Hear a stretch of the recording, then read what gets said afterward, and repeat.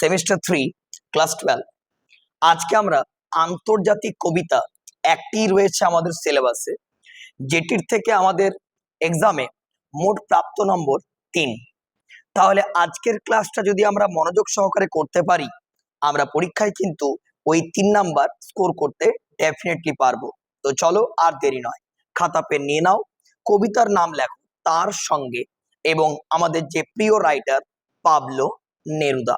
আশা করব তোমাদের লেখা কমপ্লিট। এরপর আমরা একটু মতো পাবলো নেরুদা সম্পর্কে জেনে নেব।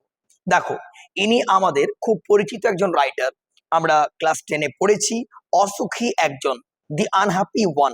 ওকে, সেখানে আমরা অবশ্যই এই লেখক সম্পর্কে একটা পরিচিতি লাভ করেছিলাম, যেটি হচ্ছে পাবলো নেরুদার প্রকৃত নাম নেপতালি রিকার্দো রেয়েস বাসোয়ালতো।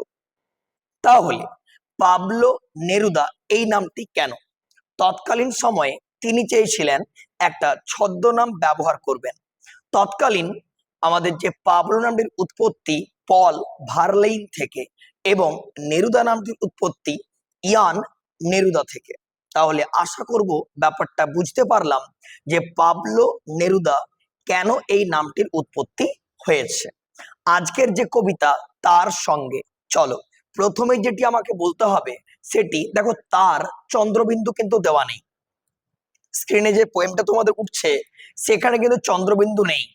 তাহলে তয় আকার র আর তয় চন্দ্রবিন্দু আকার র, দুটোর মধ্যে ডিফারেন্সটা কি? দেখো, তয়াকার র তার বলতে আমরা সাধারণ অর্থে ব্যবহার করব, বা সাধারণ অর্থে একটা সর্বনাম। ওকে, আর তয় চন্দ্রবিন্দু আকার র সেটা কিন্তু একটা সম্মান সূচক অব্যয়। ঠিক আছে, বলা ভুল হলো, সম্মান সূচক একটা সর্বনাম। কনসেপ্টটা ক্লিয়ার? তাহলে এখানে তাহলে তার লিখছে মানে কি, কবি এখানে যাকে বলছেন, ঠিক আছে, তাহলে তার কি কোনো সম্মান নেই?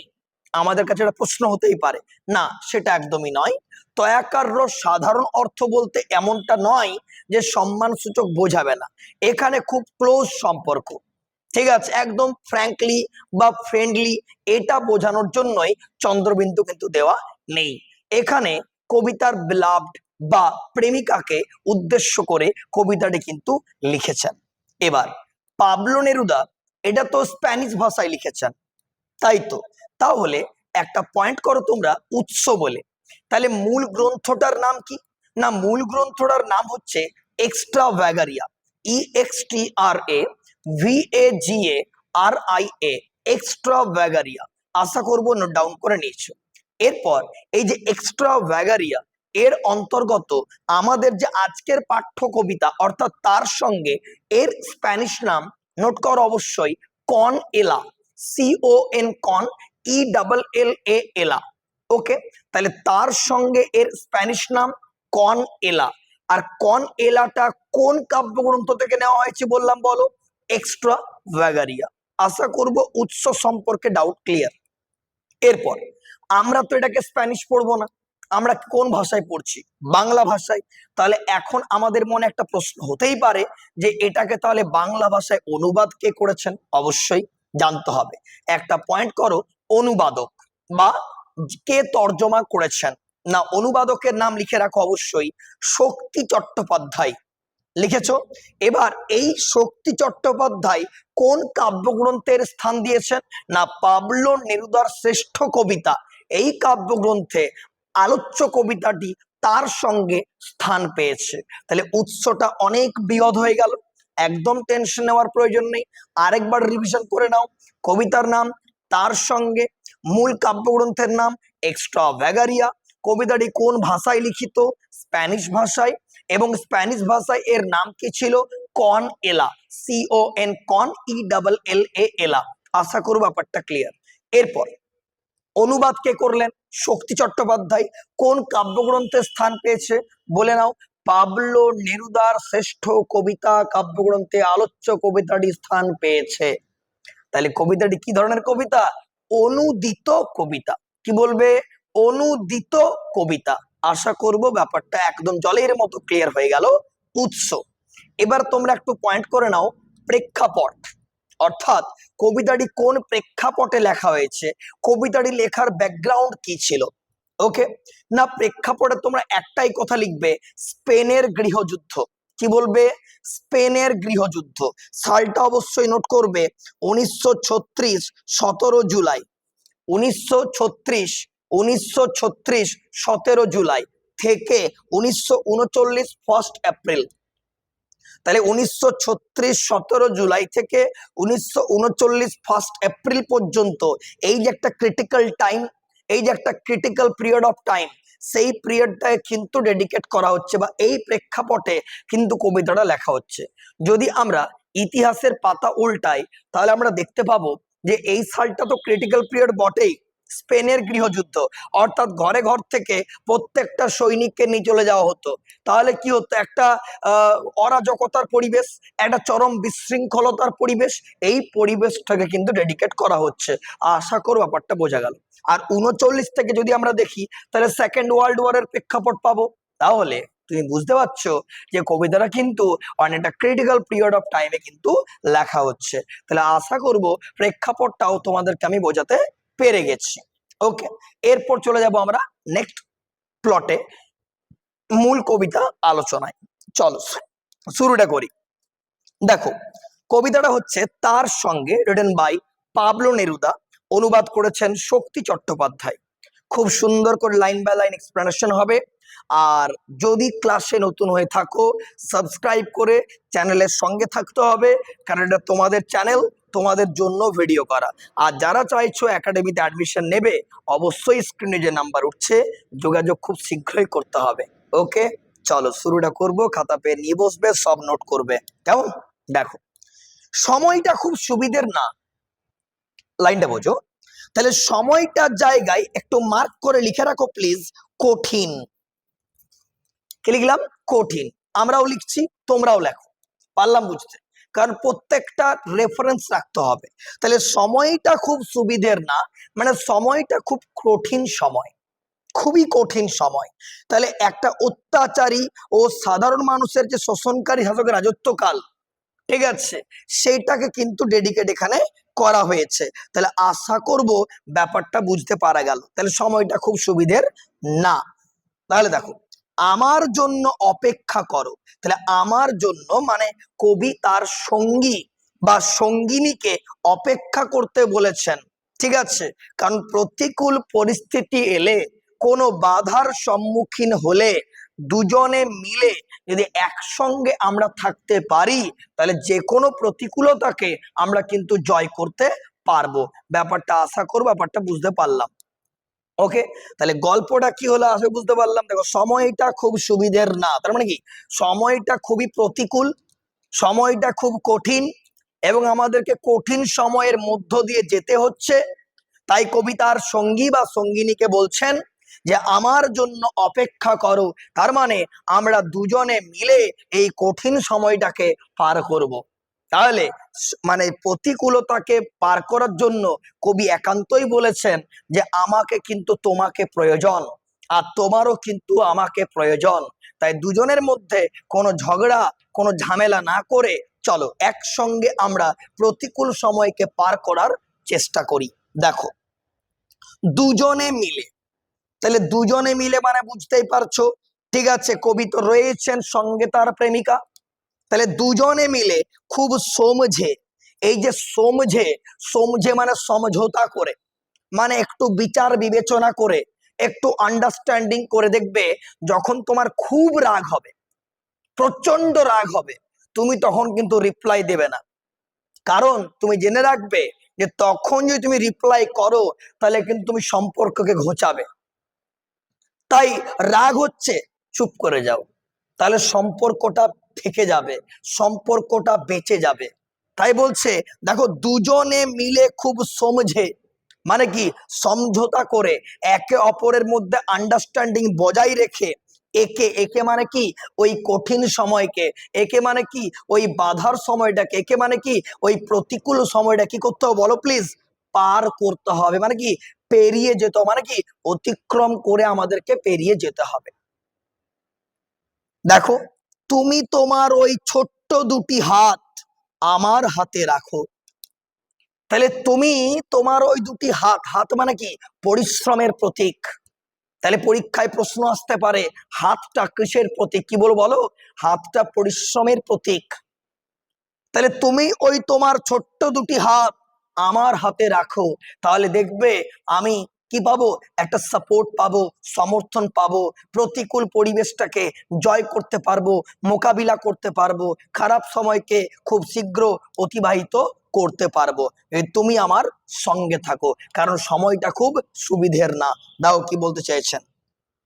তাহলে এখানে বোঝাইছে যে কষ্টের সৃষ্টেও উঠে দাঁড়াবো, তার মানে পরিস্থিতির কাছে কোনো মতেই আমরা হার মানব না। পরিস্থিতি যতই খারাপ হোক, পরিস্থিতি যতই প্রতিকূল হোক, আমরা কিন্তু হার মানব না। বুঝতে পারছো কি না? তাহলে যদি তুমি তোমার ওই ছোট্ট দুটি হাত আমার হাতে রাখো, তাহলে পরিস্থিতির কাছে আমরা হার মানবো না, পরিস্থিতি আমাদের কাছে হার মানবে। ব্যাপারটা বুঝতে পারছো কিনা? তাহলে এটা দৃঢ় বন্ধনের প্রতীক, একটা সুদৃঢ়তার প্রতীক, যে প্রতিকূল পরিবেশকে পার করতে গেলে আমাদেরকে সমঝে এই সময়টা পার করতে হবে। দেখো, ব্যাপারটাকে বুঝবো। কোন ব্যাপারটা? যে ব্যাপারই আসুক না কেন, আমরা কিন্তু বুঝবো। বাস্তবতাকে শিখতে হবে, বাস্তবতাকে বুঝতে হবে। বাস্তবতা এতটা সহজ নয়, ঠিক আছে? এই পৃথিবীতে টিকে থাকা এতটা সহজ নয়। খাওয়া আর পড়া থাকলেই তুমি সব সময় পৃথিবীতে টিকে থাকতে পারো না। তোমাকে সম্পর্ক বাঁচাতেও শিখতে হবে। প্রতিকূল সময় যে কারো আসতে পারে, সব সময় অনুকূল পরিবেশের মাধ্যমে মানুষ যেতে পারে না। আমরাই কথা বলো না কেন, আমাদের সব সময় হ্যাপি মোমেন্ট থাকে লাইফে? না। আমাদের সব সময় প্রতিকূল মোমেন্ট থাকে লাইফে? না। তাহলে আমরা হ্যাপি এবং আনহ্যাপি এই দুটো মোমেন্টস এর মাঝ দিয়ে আমাদেরকে যেতে হয়, তাই তো? তাহলে তুমি এই প্রতিকূল পরিবেশে ছেড়ে চলে যেও না।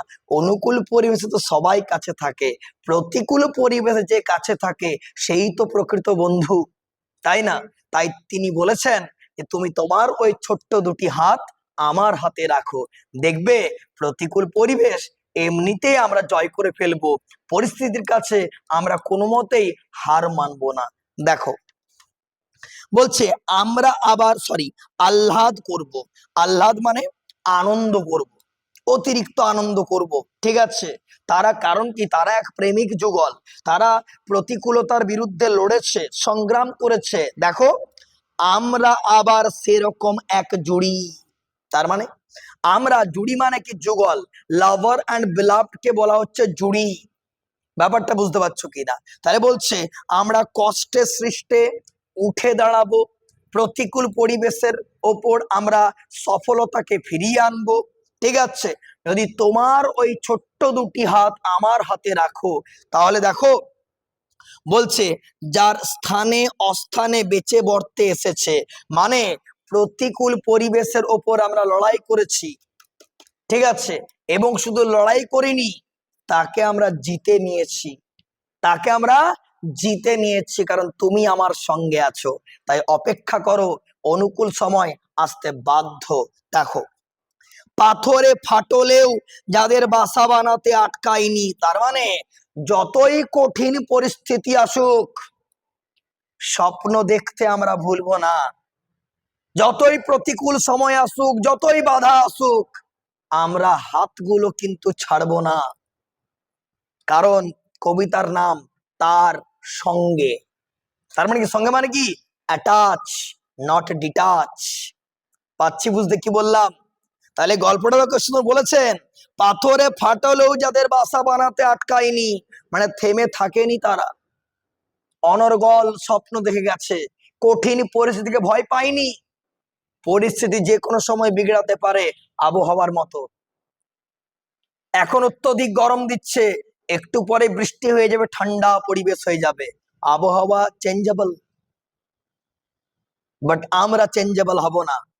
পরিস্থিতি অনুকূল হলেও আমরা একসঙ্গে থাকব, পরিস্থিতি প্রতিকূল হলেও আমরা একসঙ্গেই থাকব। এটাই কবির দৃঢ় অঙ্গীকার, এটাই তিনি সুদৃঢ়ভাবে পরিচালিত করেছেন আলোচ্য কবিতার মাধ্যমে। এটা গেল স্ট্যান্জা 1। 2টা দাও, কি বলেছে? সময়টা মোটেই সুবিধের না। বারবার এক কথা, কারণ বারবার তিনি বুঝেছেন প্রতিকূল পরিবেশ আসবে, বাধা আসবে, ওগুলোকে অতিক্রম করে আমাদেরকে যেতে হবে। রোসো, রোসো মানে অপেক্ষা করো, ধৈর্য ধরো, সবুর করো, আমার জন্য দাঁড়াও, মানে আমি ফিরে আসব। ধৈর্য ধরে মোকাবিলা করতে হবে, দুজনকে একসঙ্গে চলতে হবে। পারলাম বুঝতে? দেখো বলছে আমার জন্য দাঁড়াও, কাঁখে ঝুড়ি নাও। কাঁখে মানে কি? কোমরে ঝুড়ি নাও।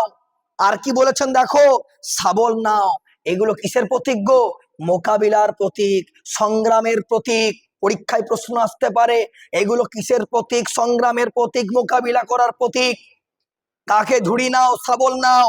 দেখো জুতো পরো, ঠিক আছে? তার বলো কাপড় চোপড় সঙ্গে নাও, যা পারো নিয়ে নাও। নিজের অস্তিত্বকে রক্ষা করার জন্য, সংগ্রাম করার জন্য, প্রতিকূল পরিস্থিতির বিরুদ্ধে মোকাবিলা করার জন্য কি কি নাও? ঝুড়ি নাও, শাবল নাও, কাপড় চোপড় পরো, যা পারো নিয়ে নাও। দেখো এখন আমাদের একে অপরকে লাগবে। তার মানে কি? তার মানে হচ্ছে আমরা এখন একে অপরে একসঙ্গে সমঝোতা করে বাঁচতে হবে, চলতে হবে। দেখো বলছে এই যে লাইনটা তিনি বললেন, এখন আমাদের একে অপরকে লাগবে, এটা একদমই এমনটা নয় যে চলো ভালোবাসার মরশুম, তাহলে আমরা একে অপরে রোমান্সে মত্ত হয়ে যাই। না না না না, তা নয়। দেখো শুধু কার্নেশন ফুলের জন্য না। কার্নেশন বলতে একটা ভেষজ উদ্ভিদের ফুল, যে ফুলটা সৌন্দর্যতার প্রতীক, ঠিক আছে? যে ফুলটা কি বললাম বলো?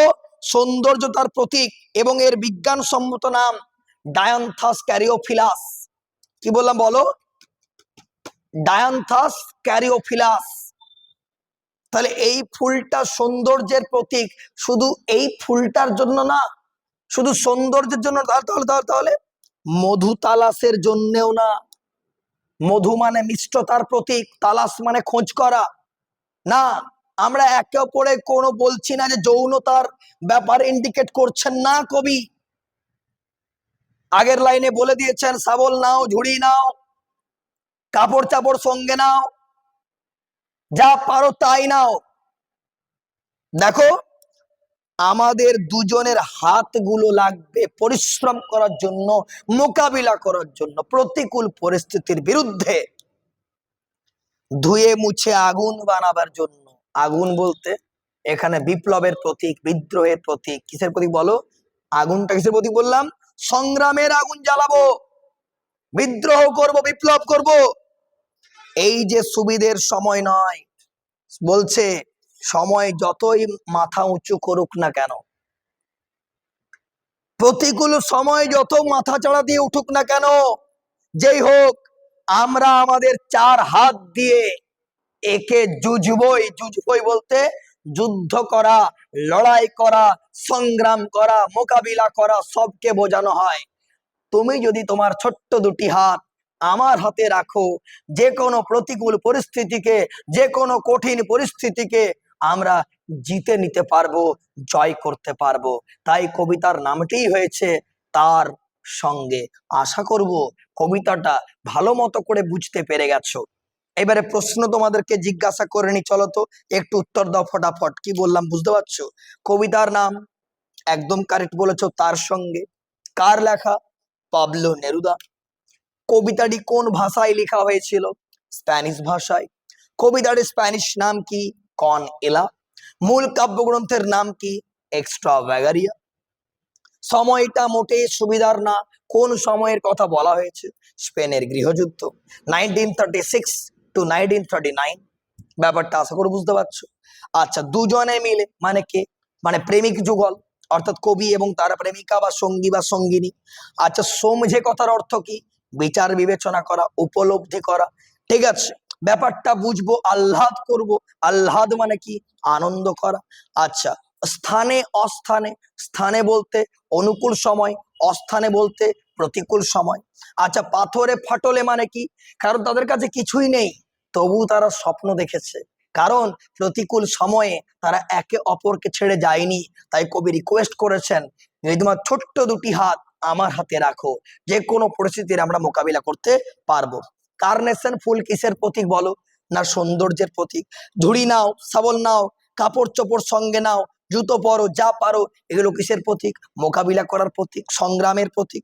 আগুনটা কিসের প্রতীক? সংগ্রামের প্রতীক। মাথা যতই উঁচু করুক কে? প্রতিকূল সময়। কিন্তু আমরা যুঝবই, মানে যুদ্ধ করবই কহাত দিয়ে গো? 4 হাত দিয়ে। তোমার দুটি হাত আর আমার দুটি হাত। আশা করব পুরো কবিতা বুঝতে পেরে গেলে, এবং আজকের ভিডিও দেখার পর পরীক্ষায় যে 3টে এমসিকিউ আসবে এই কবিতার থেকে, আশা করব হাত ছাড়া হতে পারে না। ওকে, আশা করব ভিডিওটি ভালো লেগেছে। ভালো লেগে থাকলে লাইক কমেন্ট অবশ্যই করবে এবং বন্ধুদের মধ্যে শেয়ার করে দিও। আজ এই অবধি, খুব শীঘ্র দেখা হবে নেক্সট আপডেট নিয়ে। ওকে, টাটা।